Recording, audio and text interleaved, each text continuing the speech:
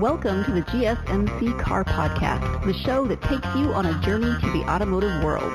We talk about the latest news, from new makes and models to new technology to all of the must-have options available. Whether you're a fan of the old classics, love the latest models and technology, or have never met a vehicle you didn't want to work on, the GSMC Car Podcast has something for every car enthusiast.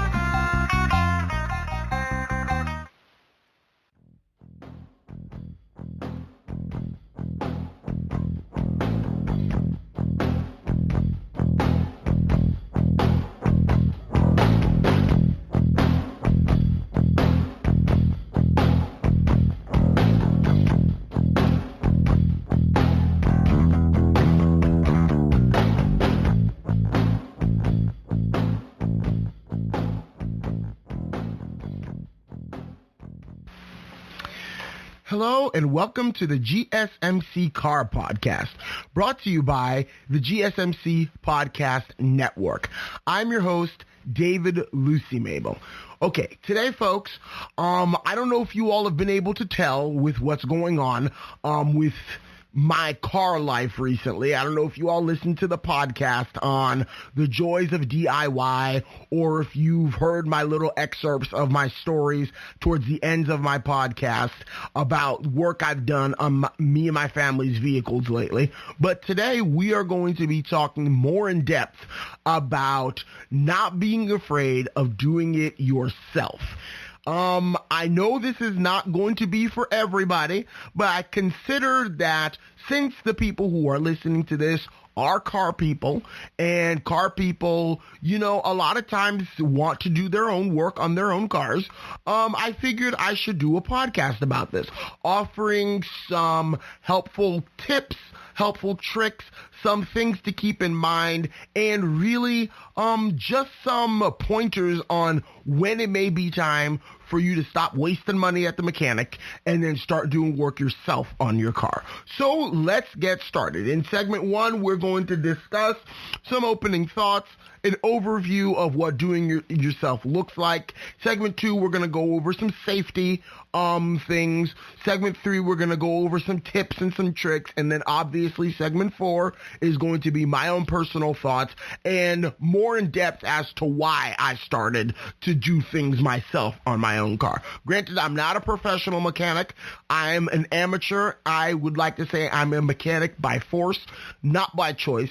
But as you hear my little anecdotes throughout the podcast, you will soon understand why I choose to say that. So let's get started.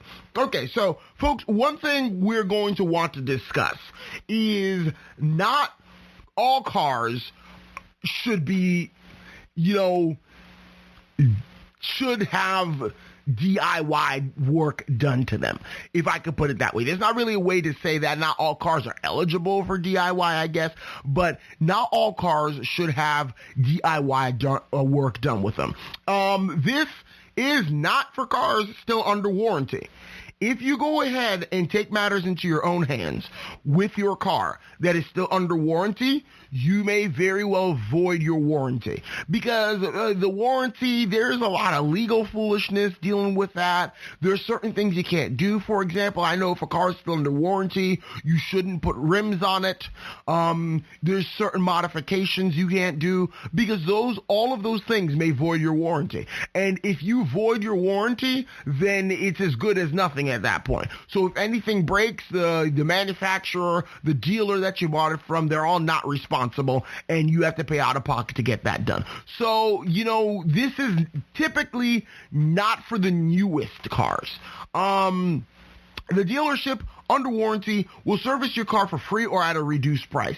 So you don't want to get that messed with. I mean, I know a lot of people who have brand new cars or fairly new cars that their cars are still under warranty. I mean, they get everything from free oil changes to free car washes to tire balancings to other sorts of foolishness at severely reduced prices or for free, because it's all covered under your powertrain warranty or whatnot, or your other warranty, or your bumper to bumper warranty, as Doug DeMuro had on his Range Rover. But there's a lot of different warranties that you can get when you purchase a new car, and you're just going to want to keep in mind, if someone else who's a professional is going to be doing it for free or for a severely reduced price, then you don't need to do it yourself. This is more for people whose cars more or less are getting old and maybe are beginning to have, several little quirks to them,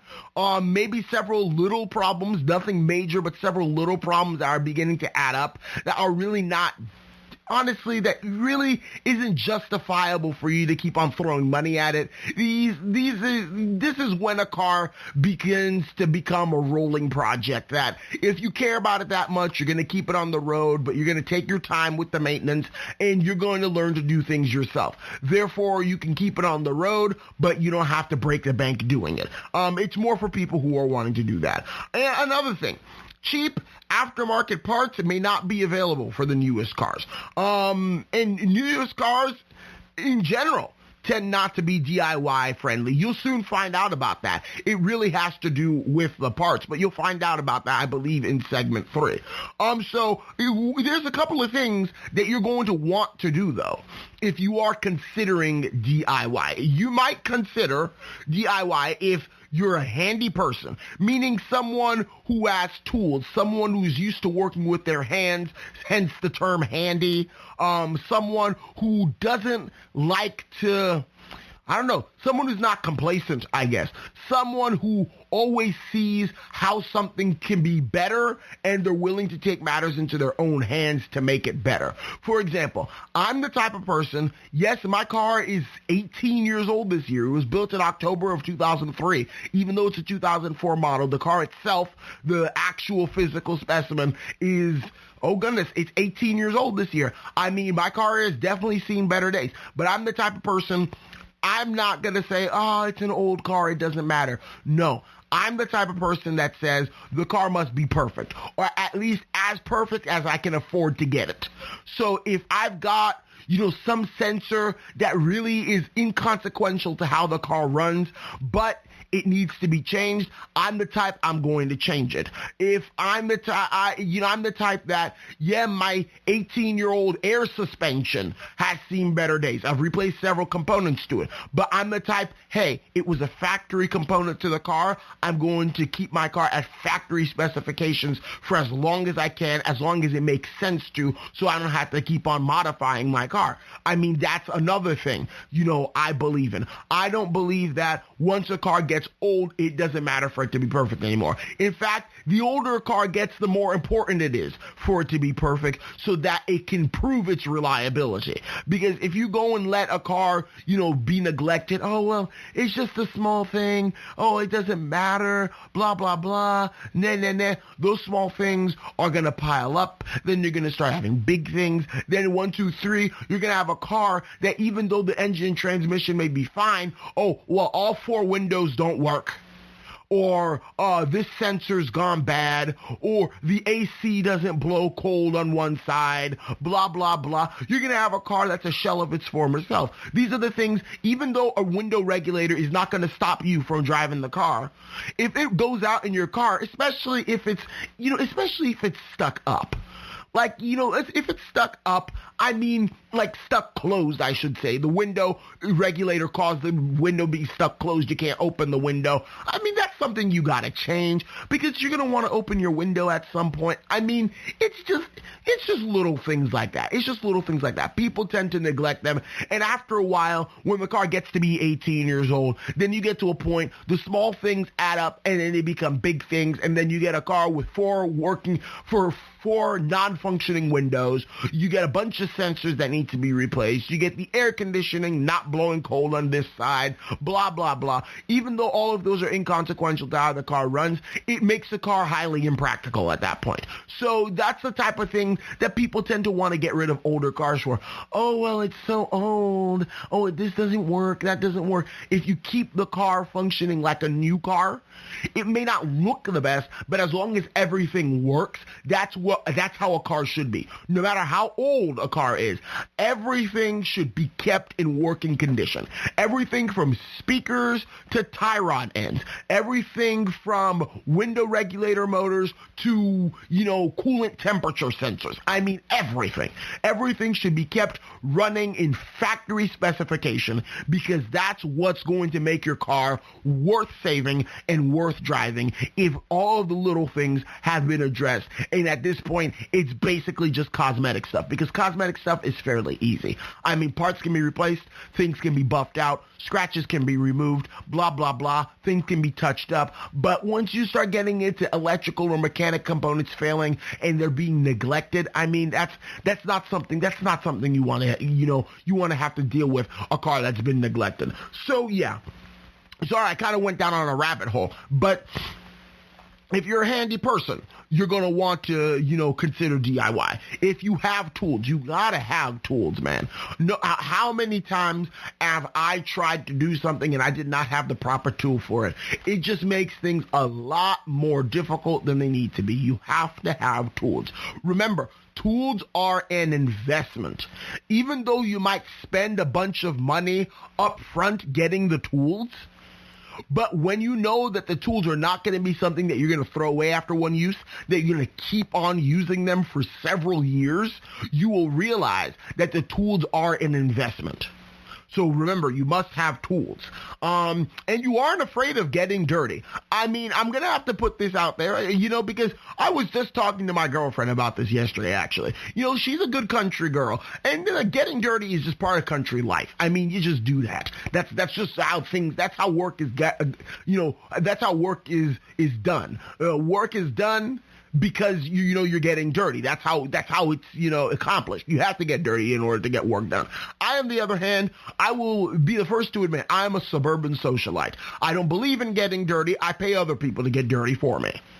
Because that's how I am. I grew up in the suburbs. I mean, we were middle class. If anything was wrong with our car, we paid someone to do that for us. Because, we didn't get dirty. But now that I'm a broke college student and I can no longer keep up the facade of a suburban socialite, lifestyle, I've had to get dirty myself. And let me tell you, changing the oil on my car the other day and finally getting that oil drain plug unscrewed and having that oil gush out all over the place, that was a satisfying feeling. Because even though I got, oil all over my hands, all over this, all over that, goodness, but it was satisfying. You know why it was satisfying? Because I did it myself, and I was actively seeing the money that I was saving instead of going to a dealership or going to a Jiffy Lube or going to a mechanic and having them change the oil for me. Something that I could have very well done myself if I had just, not gotten, if I had just overcome my fear and hatred of getting dirty. Granted, car dirty is probably the best dirty you can get because, when you're getting dirty underneath your car or in your engine bay, that means work is getting done.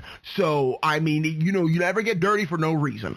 So it's just, it's a fun feeling. It's a fun feeling. But not only are you not afraid of getting dirty, your car is 15 plus years old. Like, I know that seems like an arbitrary number, but hear me out. If your car is 0 to 5 years old, chances are it's still under warranty. If your car is 5 to 10 years old, chances are it's a certified used car and might have an extended warranty.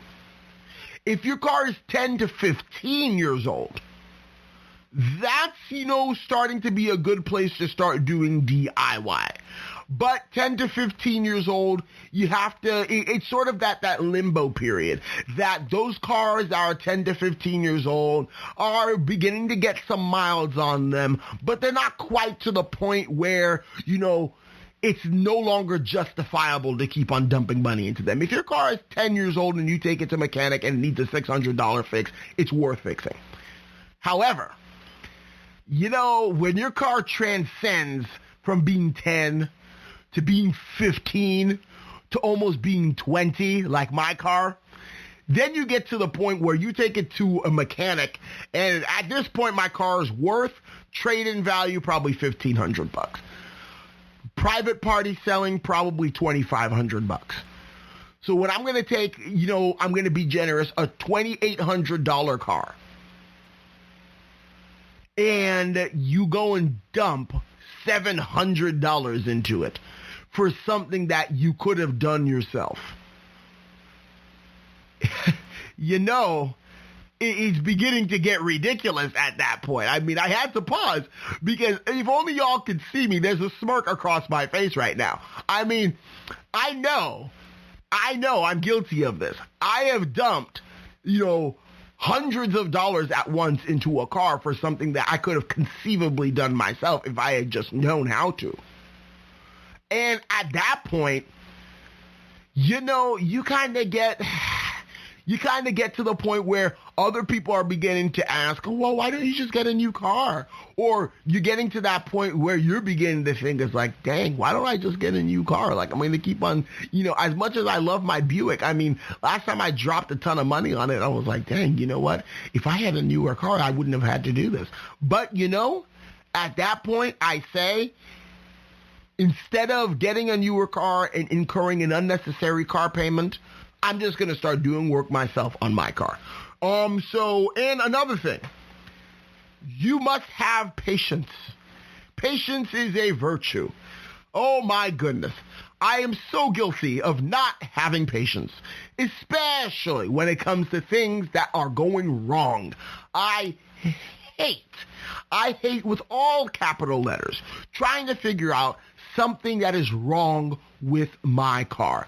I don't like doing it. Granted, I feel satisfied at the end when I finally found the problem and solved it, but I hate the process of finding the problem.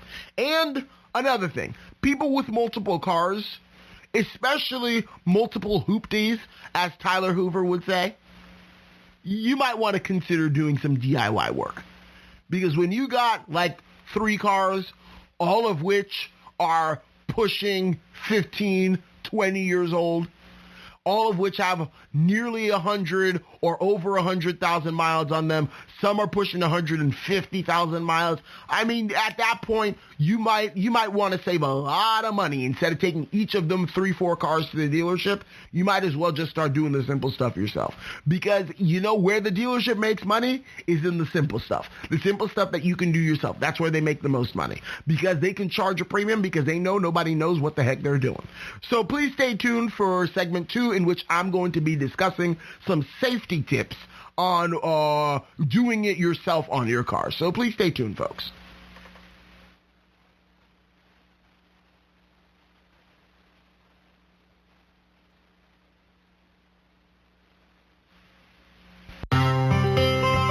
Are you a business owner? Someone interested in the latest news that might affect your business? Then check out the GSMC Business News Podcast, a show dedicated to keeping you up to date on all things concerning business, technology, and the stock market. Get a head start on the day as we keep you updated on the latest goings-on Wall Street, money, jobs, and technology. The GSMC Business News Podcast has you covered.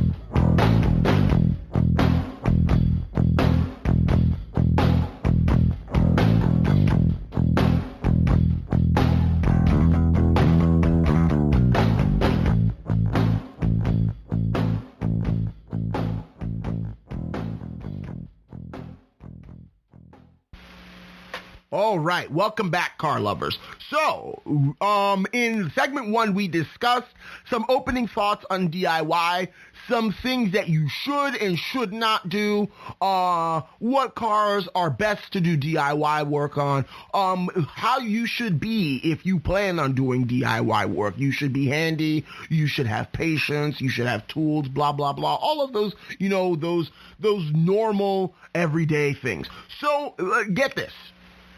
Here's what you have to do. Before you even embark on your DIY journey, you must first be safe. I cannot stress this enough. I will not tell you anything here that you cannot try yourself at home. But please, for the love of God, for the love of Pete, for the love of gravy, for the love of whatever, please be safe. I don't want to feel bad for telling a bunch of people out there, whoever may be listening, that, oh, well, you can do it yourself, and then not give you proper safety procedures, and then your car ends up falling on top of you, and then you get critically injured, or worse, you end up dying. I mean, like, I don't want to do that. So therefore, before I go into anything else about certain things that you can do yourself, you must first be safe. So let's get started. Practical tips for safety. Always use appropriate tools for the job you're doing. You don't know how utterly simple this is. If you're doing something and you do not have the proper tools, that is a recipe for disaster. I'm going to tell you why. There are certain things that you're doing in a car that you must have the proper tools for. For example, if you're going to be jacking up your car to change oil, or even to change something as simple as a tire, you have to know what you're doing. And you have to have a proper jack. And not only must you have a proper jack, you must also have a proper understanding of how that jack works. And if you have to use jack stands, how jack stands work and where to place them underneath your car. These are things that you can find out within 5 to 10 minutes of a simple internet search. 5 to 10 minutes of a simple internet search can save you a whole lot of trouble. Because let me tell you, when I was changing the oil on my car the day before yesterday, to tell you the truth, I had no earthly clue where to put my jack stands. I had the jack stands for about a year and a half now, and I had no clue where to put them because I've never had to use them before. And then it's when I looked up online, the place where I had thought I had to put them originally was actually not the place I had to put them. So you see, if I had not done my research, I could have had a disaster on my hands, and I may not have even been here right now speaking to you about safety tips on doing it yourself on cars. So everything happens for a reason, but every tool has its purpose as well. Every tool was developed for a reason, and it's important to have the proper tools. Yes, the proper tools may be expensive. You might be able to get it done cheaper, but think of it this way. You're already saving money by doing the work yourself. You might as well spend a bit extra money on your tools and on the materials that you're going to be using to work on your car. You can't go wrong with a good, proper, solid tools. Things that aren't going to break, things that aren't going to fail, and things that aren't going to cost you, an arm and a leg or some horrible disaster where you're going to have to go spend a week or two in the hospital. I mean, I've heard a bunch of stories. I mean, it's just not worth it doing it with bad tools. So make sure jacks are weight rated for your vehicle. I had started talking about jacks. Too many times have I seen, people using jacks that aren't made for their car or aren't weight rated. No.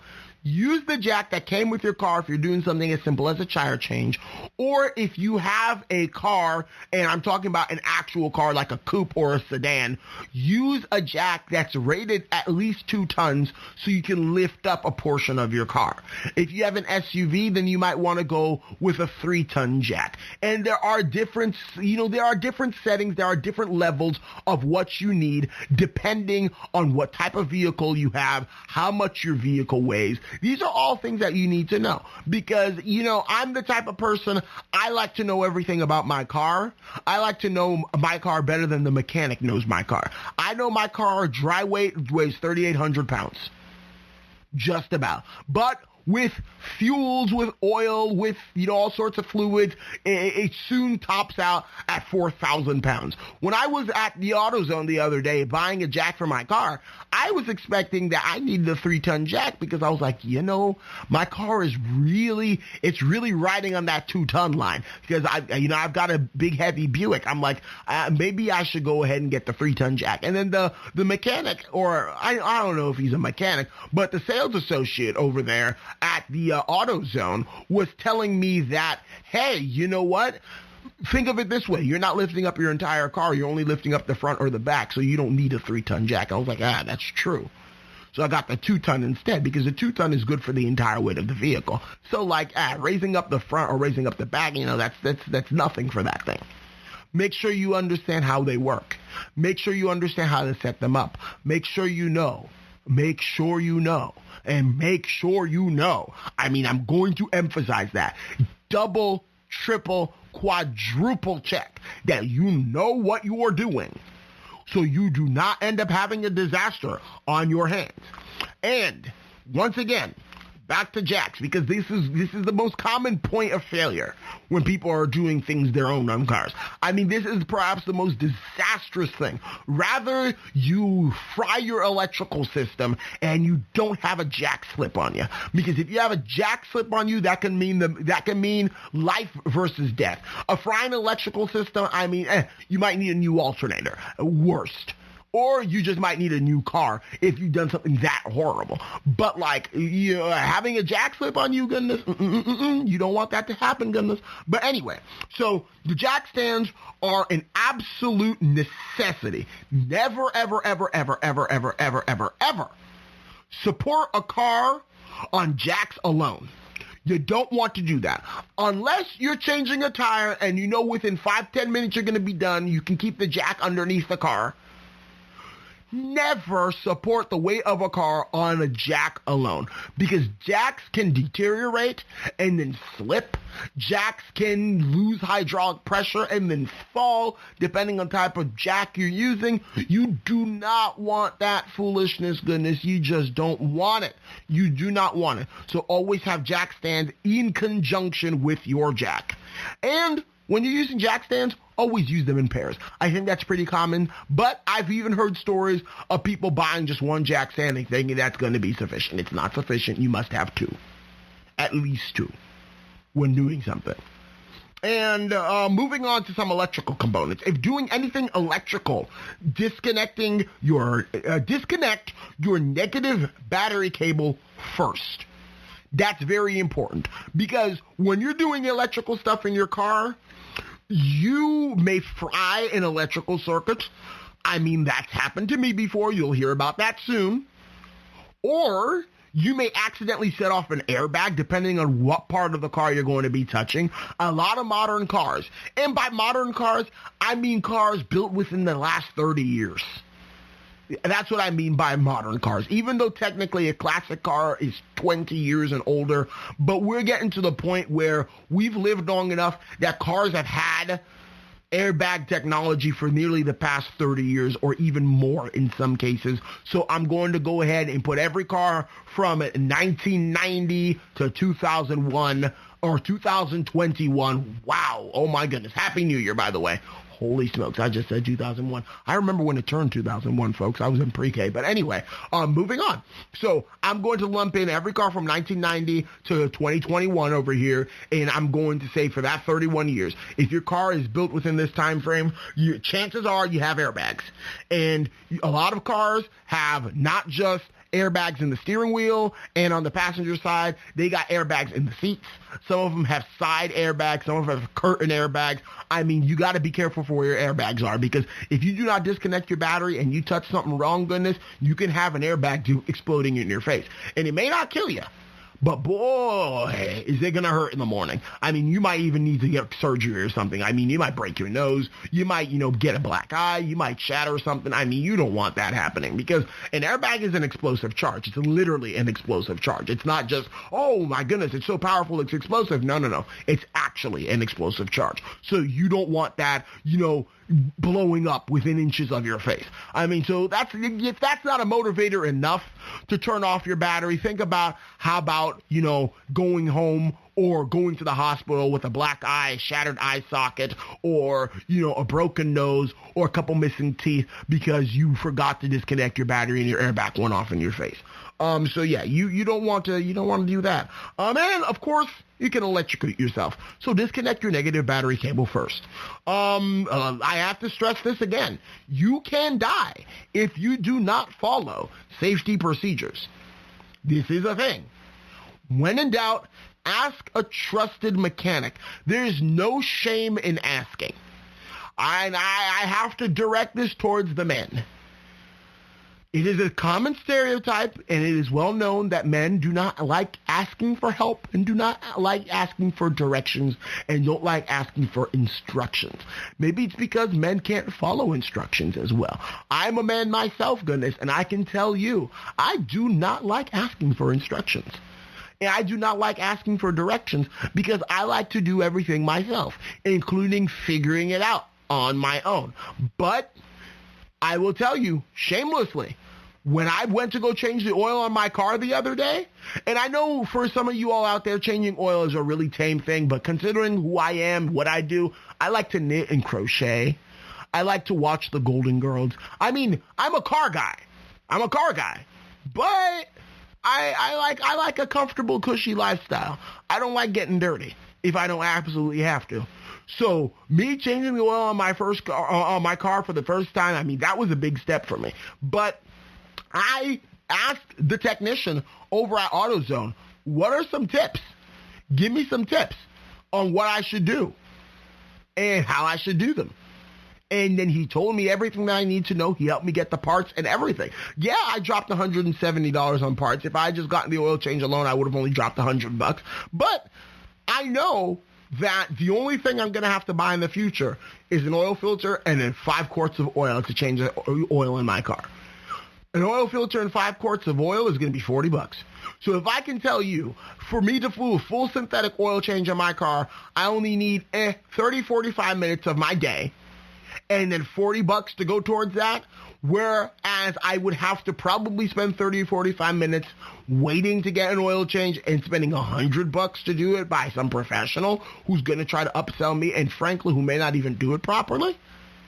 I have no shame in asking and trying to figure out how to do it so I can do it properly. And only attempt jobs that won't require professional grade equipment. That's pretty much self-explanatory. There are certain things that you're going to do or that your car is going to say needs to be done that you simply just can't do. Like if my car blows a head gasket, which a Buick 3800 engine is not known for blowing head gaskets. It's not a North Star. But if my car blows a head gasket, conceivably you can fix that yourself. But that requires some professional grade equipment, mostly because you have to remove several major components of the engine before you have to get to the head gasket. And on some cars, there's not so much room to work inside the engine bay, so you might have to even remove the engine.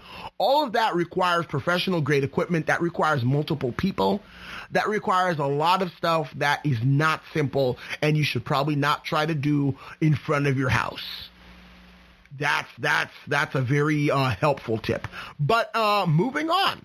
So please stay tuned for segment 3, in which I give you some tips as far as actually, getting ready to do the work. These were safety tips, but these will be tips on actually getting ready to do the work. So please stay tuned.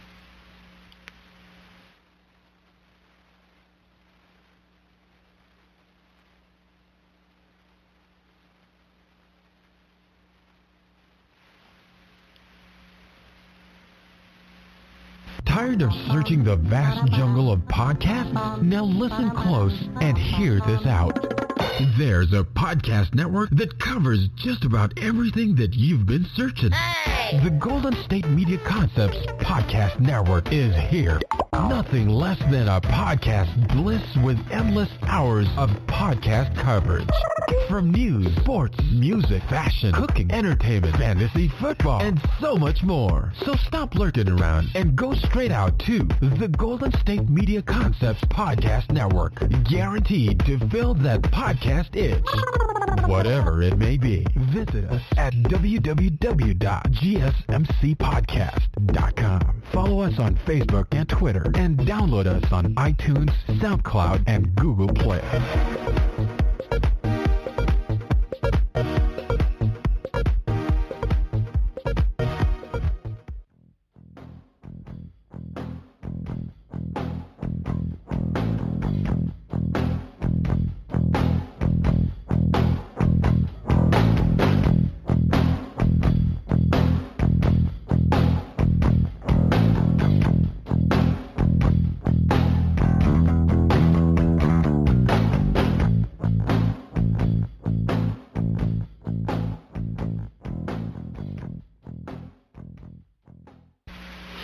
Okay, welcome back, folks.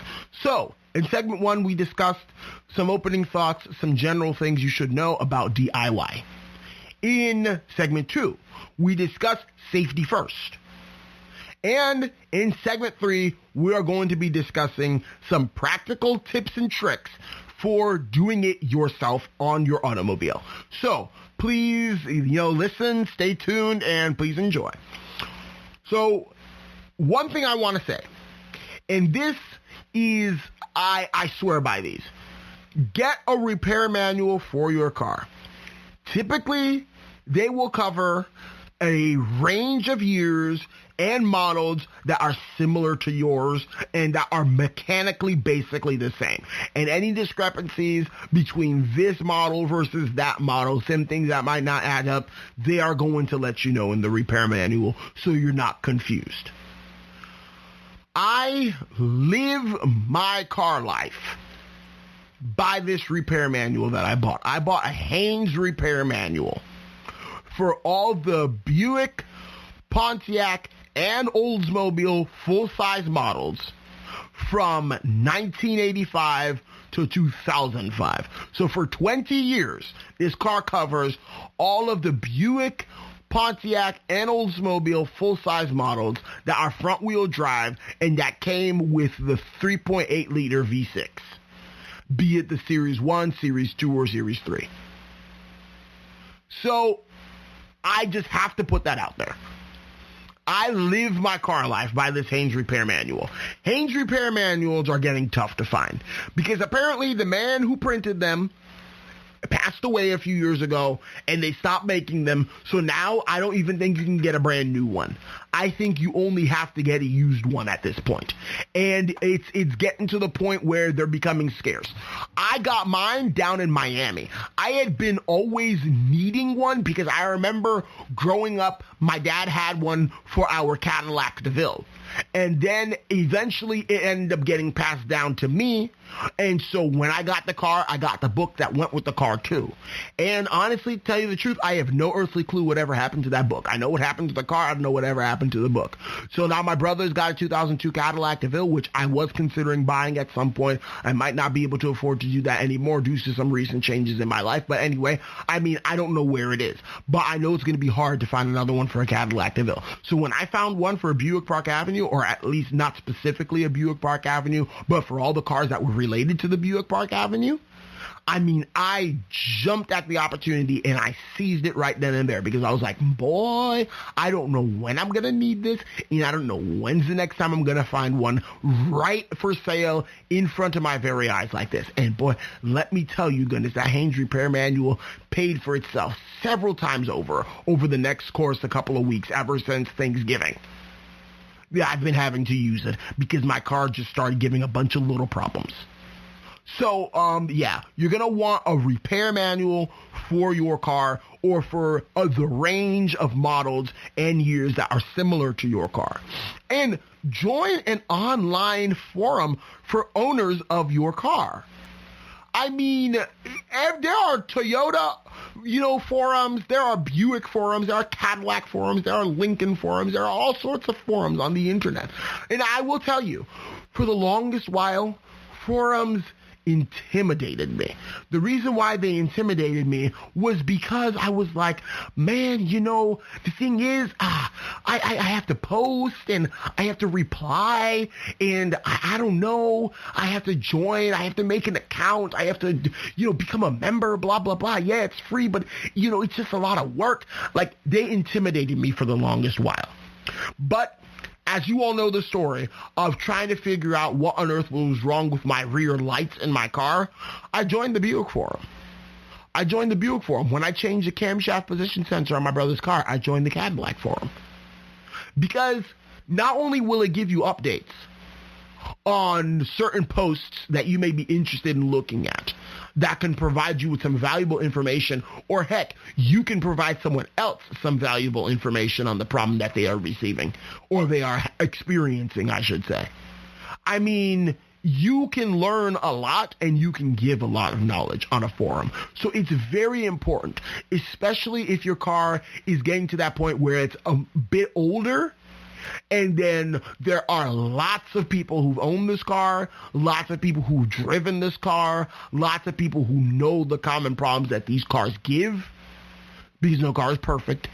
It's very helpful to, dabble with the online forum world a little bit. Okay, so not only are you going to want to join an online forum for owners of your car, junkyards are your friend. Junkyards are practical gold mines. I mean, another thing, just like the forum is intimidating, a junkyard is going to be intimidating as well, because the places that people typically go for tools, for parts for their cars, I should say, are U-pull and U-save places. So U-pull yards are basically a junkyard in which there's thousands of cars, and that you pay a fee to enter, and you bring your own tools, and you take the components off of the car yourself, and then you go up to the front, and then you check out, and then you leave with the part that you bought. Those places have saved me, over the course of the ownership of my cars, probably thousands of dollars, because the parts are super cheap. Granted, there's not a guarantee that they will work, but when you're getting a part that costs $170 on the internet and you're getting it for less than $10, hey man, even if it doesn't work, it was worth taking the chance and trying it out at least, instead of going to drop a copious amount of money on something that you're going to find on the internet. Granted, the one that you find on the internet 9 times out of 10 will definitely work. The one in the junkyard's a mixed bag. But when you're looking at the price disparity, oh my goodness, it's almost always smarter to go with the junkyard alternative. It requires a bit of work. Once again, you have to get a little bit dirty, and getting dirty on someone else's car is not the same as getting dirty on your own car, because getting dirty on someone else's car, goodness, especially that car has been in the junkyard, exposed to the elements, you may not know what's living in there, but honestly, it all adds to the experience. When you're desperate enough to keep your car on the road, and you're desperate enough to save money and not drop a copious amount on it, goodness, you will do some crazy things.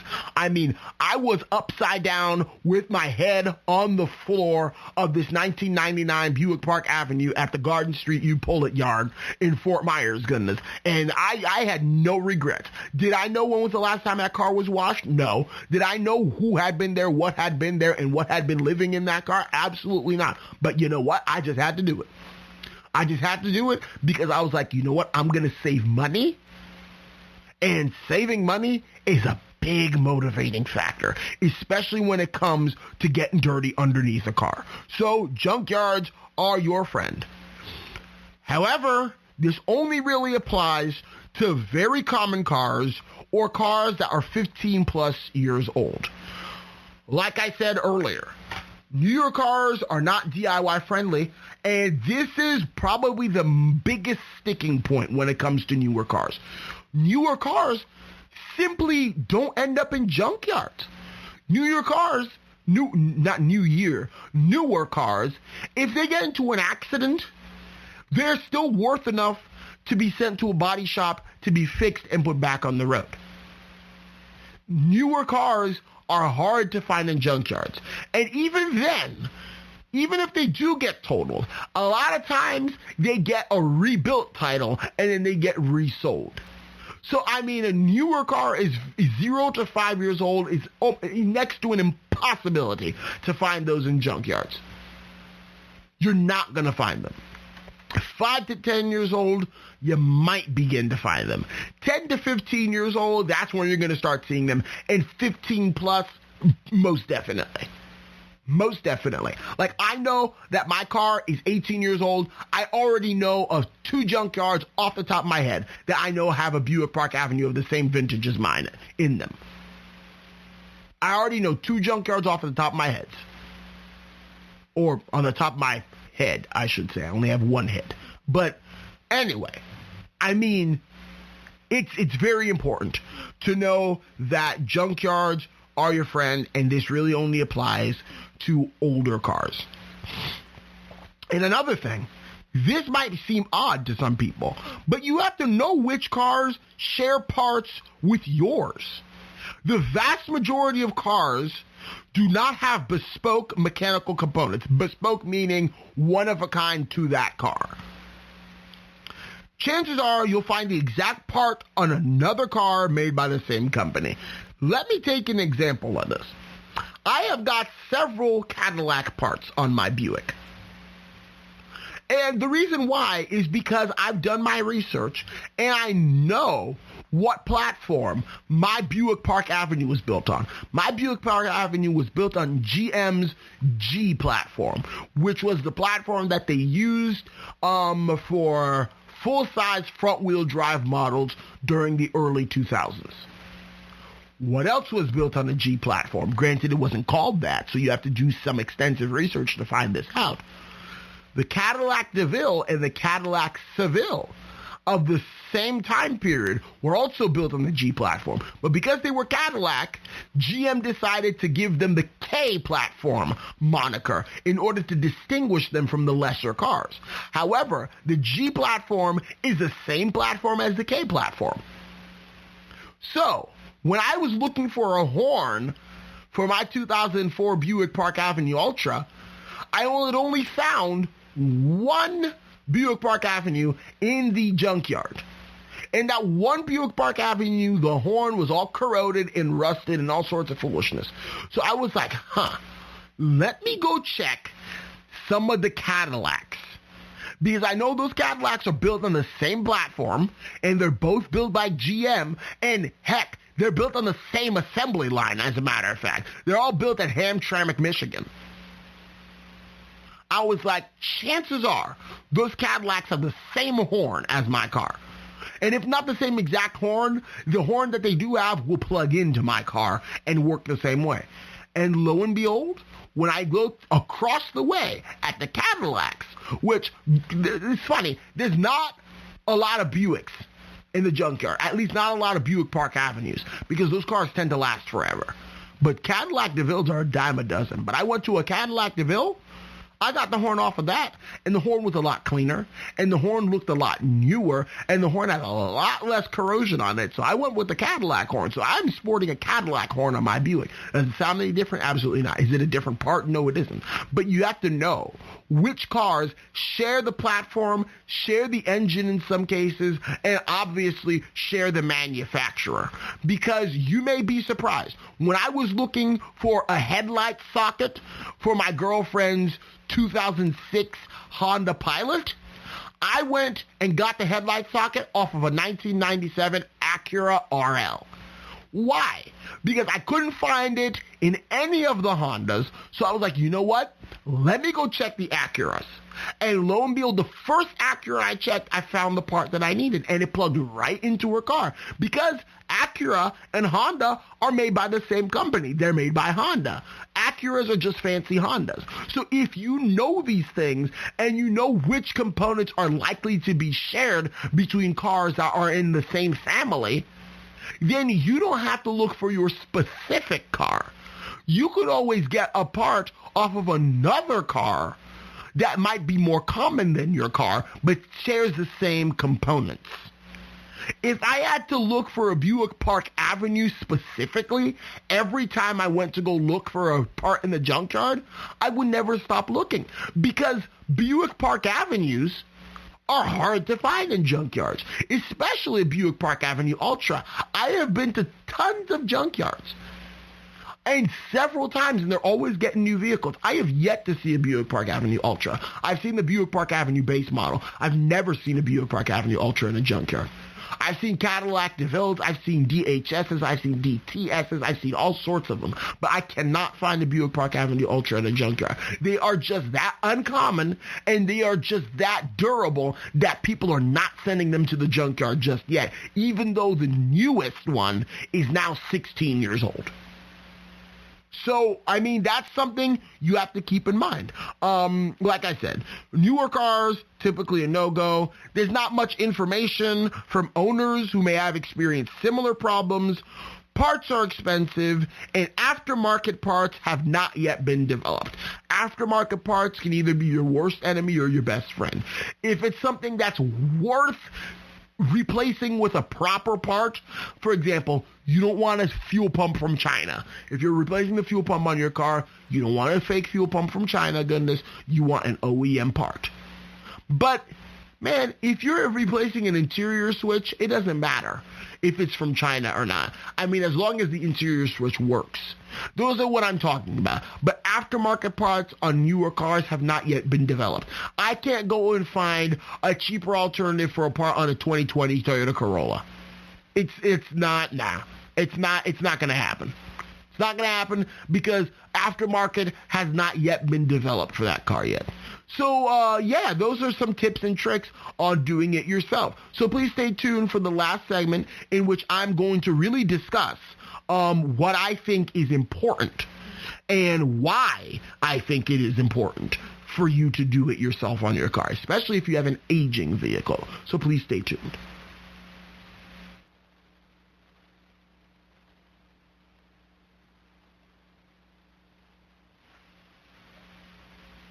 Do you work in the world of marketing and advertising? Are you a media buyer or the owner of an agency? Have you been looking for a podcast to help stay on top of all the goings-on of those worlds? The GSMC Marketing News Podcast is dedicated to keeping you up to date on all things concerning marketing and advertising. Get the latest marketing news, from what major businesses have planned for the coming year to the newest trends in advertising, from podcasts, digital and streaming, to the old standbys of radio, television, and billboards.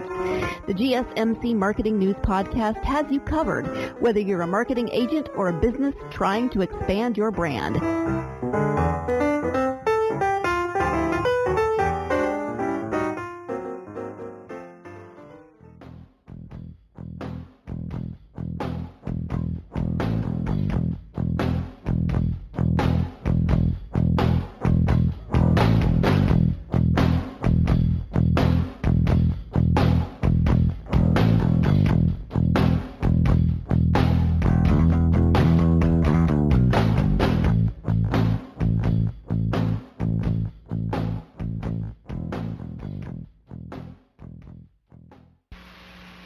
Okay, so welcome back, folks. So in all the other past segments, you heard me talk about in segment 1, some opening thoughts for DIY. You heard me talk about segment 2, safety first. You heard me talk about segment 3, in which there were practical tips and tricks for doing it yourself. Now, segment 4, which has always traditionally been my opinion piece. Why I've decided to go DIY on my car. First of all, you get to save money. Y'all, I am a recent graduate from college. I graduated in May of 2020. And if you all don't live under a rock, you will know that the world has been gripped in a pandemic. Everybody is in financial straits, whether they want to admit it or not. Nobody is where they want to be financially. At least no average person is. Everybody's had taken a huge financial hit because of this coronavirus pandemic. I am also a news technician at a local news station. And let me just tell you, news technicians don't get paid a lot of money. And another thing, I'm also a grad student at FIU. Being a grad student, being a student in general ain't cheap because you got to buy books. You got to take out loans. Let's just say I'm not rich. So saving money in any way that I possibly can is extremely valuable to me for the simple fact that if I don't save money, I could end up putting myself in financial ruin. I also have an 18-year-old car that has nearly 150,000 miles on it that I drive every single day, and I drive it far. These are the reasons why I've decided to do DIY. In case if you all didn't listen to my podcast, let me do a short recap of my DIY journey over the past 2 months now. Okay. So my brother has a 2002 Cadillac DeVille. He's looking to get rid of it. I wish he didn't, but he's looking to get rid of it. His 2002 Cadillac DeVille needed a camshaft position sensor. The mechanic wanted $700 to check out and replace his camshaft position sensor. Because according to the mechanic, which we know is now false, according to the mechanic, those North Star engines have at least 2, maybe even 4 camshaft position sensors, and they're hard to get to, so parts and labor is going to run about $700. Ha, ha, ha.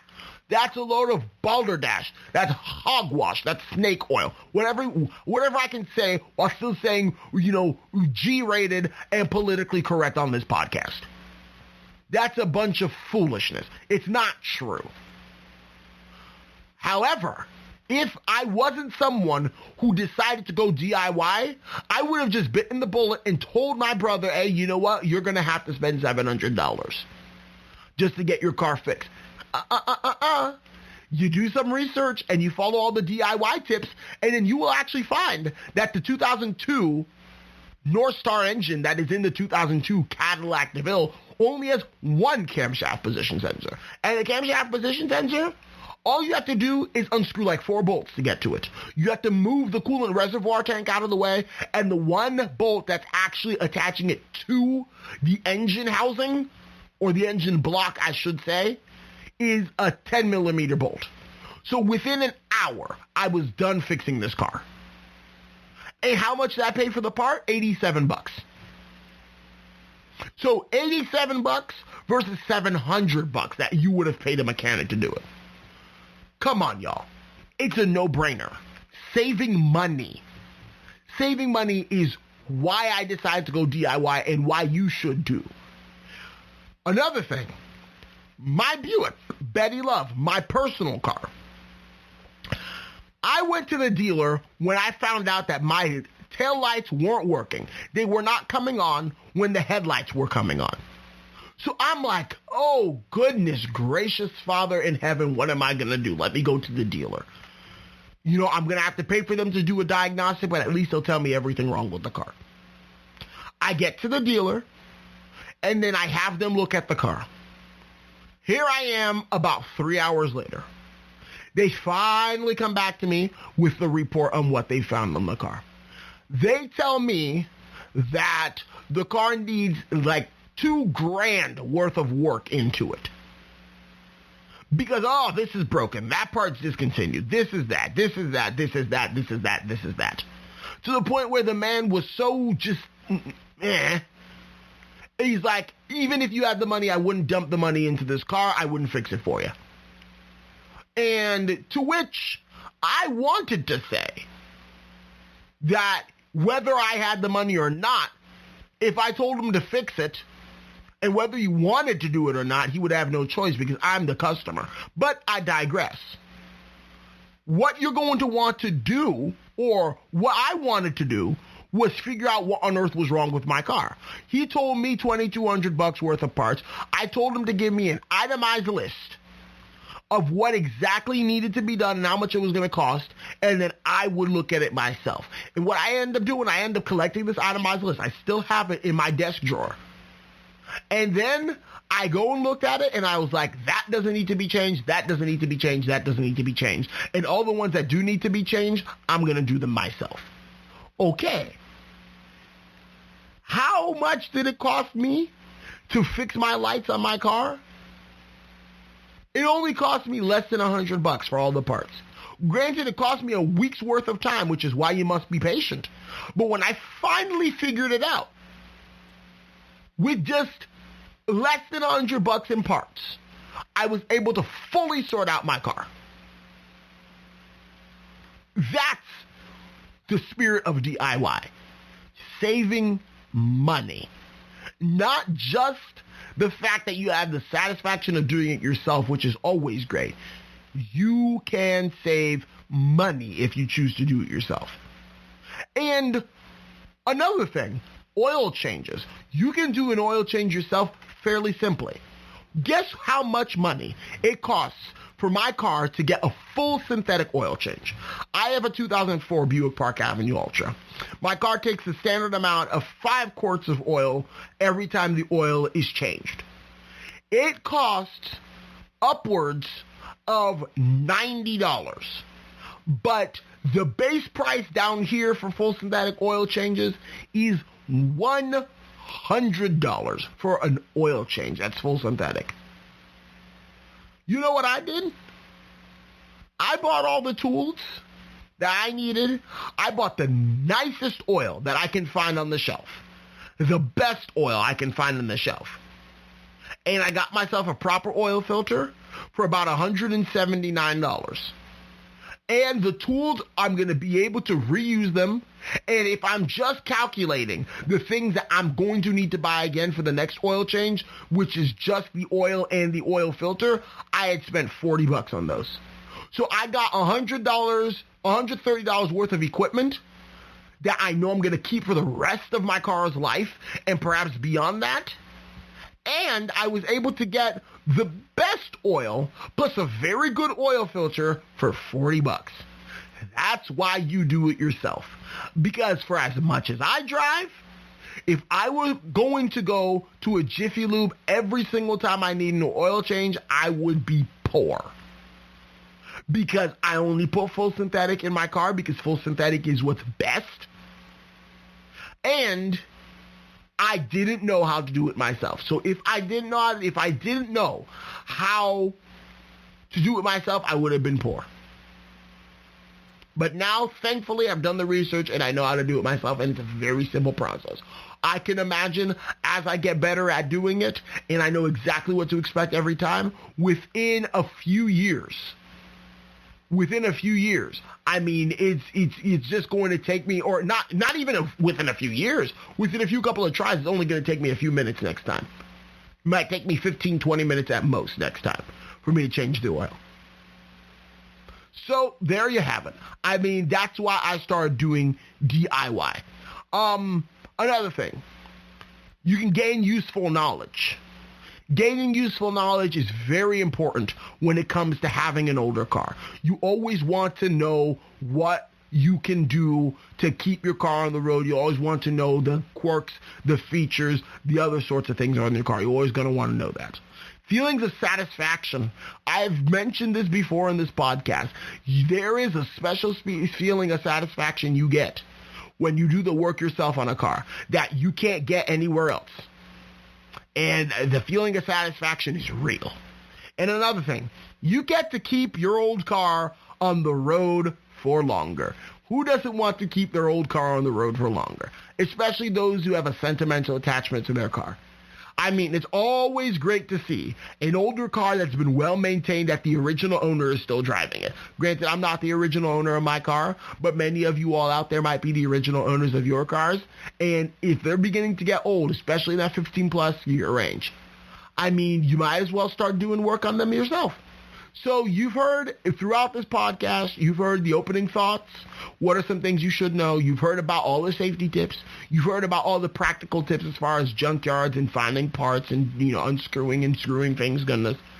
And you've heard my own personal thoughts as to why I decided to start going DIY. So, y'all just do it. Honestly, just do it. It ain't that hard. There are lots of things that you can do yourself. Just get yourself some tools and then start wrenching away at your car. I don't want to, sound like Tavarish, but put a wrench to good use, fix your car, and do it yourself. And thank you for listening to this edition of the GSMC Car Podcast, brought to you by the GSMC Podcast Network. I'm your host, David Lucy Mabel. Please follow us on Twitter, on Instagram, on Facebook, on every social media platform. And folks, I'm going to start, posting more, and I'm going to start actually establishing a proper social media presence for this because I want more people to listen to these. So please look out within the next few weeks. I'm going to start putting stuff out there, so please stay tuned and let people know about us. Let people know about this podcast so it could really get off the ground. So thank you so much, and have a good night. You've been listening to the GSMC Car Podcast. part of the GSMC Podcast Network. You can find this show and others like it at gsmcpodcast.com. Download our podcasts on Apple Podcasts, Stitcher, SoundCloud, and Google Play. Just type GSMC into your favorite podcast app to find all of the shows from the GSMC Podcast Network. From movies to music, from sports to entertainment, from business news to weird news. Please subscribe to the podcast and follow us on Twitter and Facebook. Thank you, and we hope you've enjoyed today's episode.